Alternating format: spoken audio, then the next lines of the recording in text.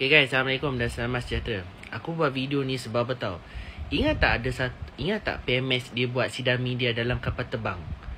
Tapi bila aku fikir balik, dia macam copy paste. Nak tahu siapa? Ini pemimpin yang terkenal di seluruh dunia, Donald Trump. Ini pemimpin pertama yang dibuat sidang media dalam kapal terbang. Manakala PMS dia nak tiru pula. Oh, kononnya nak tiru US lah. Hai, sejak berkawan dengan Donald Trump ni, semua benda kau nak copy paste. Ni lah, salah satunya ni lah, tiru. Aku rasa Donald Trump dengan PMS ni tak jauh beza pun. Sama je, 2 kali 5 je lah. Cuma Donald Trump ni dia lebih kepada kebodohan dia. Dan dia tak pandai pun mentadbir Amerika Syarikat.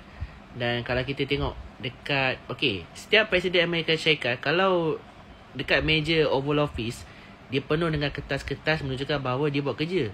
Tapi Donald Trump tak ada. Yang ada buat iPad je. Yang PMS ni pula, kononnya dia paling pandai mentadbir kerajaan. Dia pernah jadi timbalan Perdana Menteri suatu ketika dahulu. Hakikatnya macam tu lah kan, 2 kali 5 sama je. PMS nak tiru Amerika Syarikat lepas ni nak tiru apa pula? So fikir-fikir sendirilah. Itu saja. Assalamualaikum.